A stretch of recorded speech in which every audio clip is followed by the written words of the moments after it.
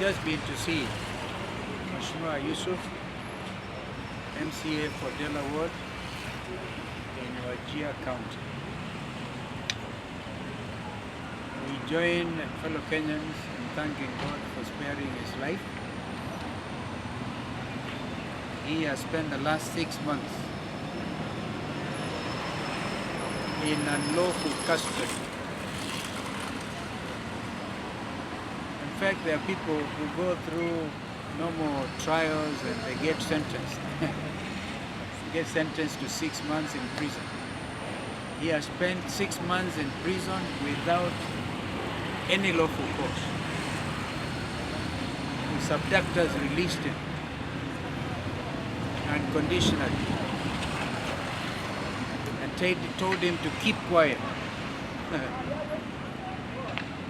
So we want to condemn in the strongest terms possible his illegal abduction.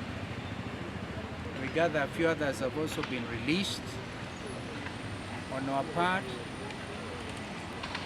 as the People's Loyal Coalition, we will continue to say no to abductions. We will say yes to observance of the rule of law and strict adherence to our Constitution. There can be no reason whatsoever why Mheshimiwa Yusuf and the many agencies, we gather there's too many agencies who are in unlawful confinement. We demand that they also be released immediately, and the abductors are identified. This is very important. Who are their abductors? We know that there's a special squad complete with a doctor. They are meant to drink water. That's the one thing the doctors there tell them, drink a lot of water. By 1 meal a day, make you drink a lot of water. That is why Mheshimiwa Yusuf came out alive. And if you have a setup, and that's why we say this is all state-sponsored, because which other people can afford the services of a doctor? Okay? State-sponsored terrorism. Now, as you release them, like Mheshimiwa Yusuf, as you release them, and we say, please release them. No, it's not please. You have no option but to release them. But then we also want those abductors identified, prosecuted. We are not going to accept the issue of compensation, for example. Before you talk compensation, bring the perpetrators to book, charge them in open court. Then you know at least you have a heart of flesh and not a heart of stone. We are dealing with stone-hearted individuals in this country who hold the reins of power, who think they can establish torture chambers. The matter of Yusuf is international business. I've just been to the UN and I talked about me coming to see him.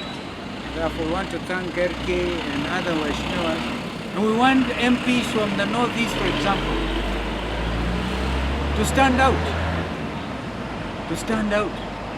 Stand up also. Let nobody be user-friendly by a regime that has gone rogue. Maybe my brother can do something. Here to stand in solidarity with the family of Mheshimiwa Yusuf, and particularly the people of Dela Ward in Wajir County, who have gone for months without their representative. A family that has gone through a lot of trauma, not knowing whether their son is dead or alive. A family that had actually been shown a dead body and had actually almost gone into mourning the death of their son, only to discover that he was still around and he had been abducted and held in detention without trial for 6 months. This is what we're here to condemn. And as Mheshimiwa Yusuf lies in his bed here, receiving medical attention, he's abductor-in-chief because this is a state matter. And the commander-in-chief is none other than William Ruto. His own minister has told us, J.B. Muturi, when his son was abducted and he went everywhere, the way Yusuf's family has gone, it only took one call from William Ruto for his son to be released. Maybe Yusuf's family wasn't as powerful. They could not get that call made. That's why he was held for 6 months. So today, as we meet the family here and thank God for saving the life of Yusuf, the abductor-in-chief is in Isili, going on with business as usual. And we challenge the leaders of northern Kenya. The issue of abductions is not about a region or about religion or about parties. It is about violation of human rights. It's about a rogue regime that does not respect the rule of law. And we must all come together from north to south, east to west to say no to William Ruto and the abductions that are still going on. And we also call upon our friend, the Honorable Raila Odinga, who has now chosen to go into cooperation with the chief abductor. How do you go into cooperation with someone who is still abducting Kenyans? Apart from Honorable Yusuf, who has been released, we have confirmed there are other Kenyans, Gen Zs, who are still being held. A few abductees have been left. The longest serving abductee, Yusuf, has been released. But what happens to the other Kenyans who are still being held? How can we go into cooperation? I heard them saying they want Mheshimiwa Kalonzo to join them. Kalonzo has been on the front line, championing the issue of fighting for the rights of abductees. And we say as a People's Loyal Coalition, we are not prepared and we will never go into bed with the chief abductor, with the oppressor of the Gen Zs, with the chief high priest of corruption, when we are talking about fighting corruption. So we want to say today that this matter will not rest here. We let the family go home with their son to thank God for that. But after that, we must come together as leaders to pursue this matter to a degree higher than just compensation, so that we get justice, not just for Yusuf, but every Kenyan whose rights have been violated. And for this, we assure Kenyans, we will not relent as a People's Loyal Coalition. Thank you. Okay. His Excellency Sidi Kalonzo, His Excellency Wamalwa, all been here to come and console our friend and our leader for Delaware. We want to, as leaders from Northern Kenya, we want to condemn in the strongest term possible for the adoptions that has been happening in the country for the last 1 year.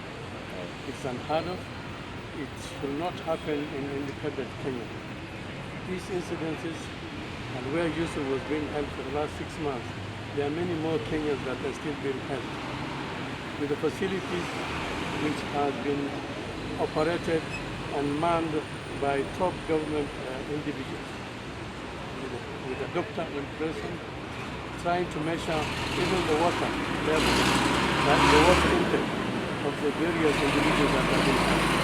There is no other person who has the capacity to hold other than the state. We will hold the state responsible for the various abductions that have been happening in the country.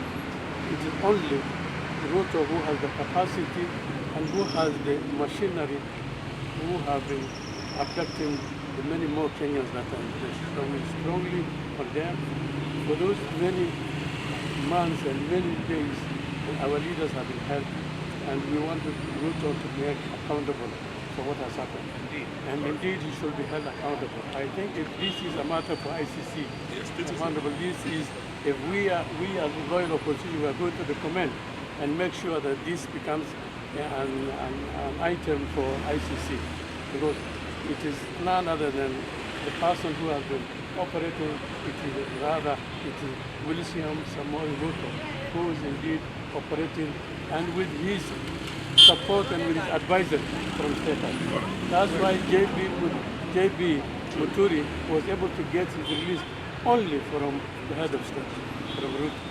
It appears that many others who are still being held have no other sole relative, or they cannot access the head of state for them to get the relief. So what we are saying, and it's coming to confirm that what is happening is unlawful, illegal, and Ruto should actually be held accountable for his misdeeds and his misrule in the country.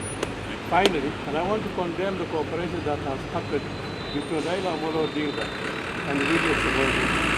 Many Kenyans are disappointed with that, and the fact that Raila has gone into bed with a government that has soiled its hands, that has been responsible for the misrule for the last 2.5 years. I'm ashamed that I voted for Raila Amolo Odinga in the last election under the umbrella of Abducted. And I'm really surprised that unless otherwise, many Kenyans are really truly disappointed with him. Because he has left us now, and what Kalonzo Musyoka has said is a betrayal of the Kenyan system, and it's indeed a betrayal. The marriage, the unlawful marriage he has gone into bed with Raila, with the Ruto, is truly a betrayal of the Kenyan citizens and the good citizens of the Republic of Kenya. But thank you very much. Maybe to In your opinion? we want to make it very clear.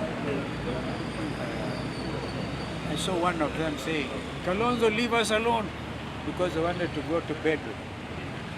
I tell them, please leave us alone. We will be on the side of the people. And unless we drive them home, that's the only way to really actually deal with them. Yeah, the people will drive them home. So let us really move in that direction.